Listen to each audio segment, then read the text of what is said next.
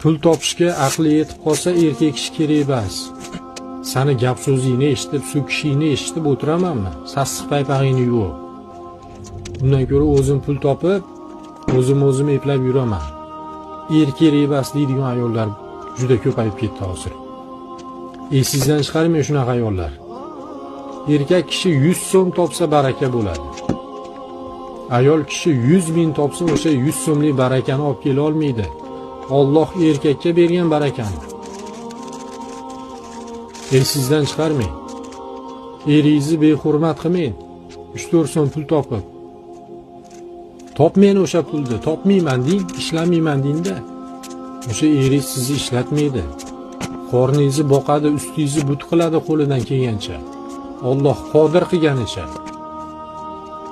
Nimaga shu sabab hozir oilalar buzilib ketyapti?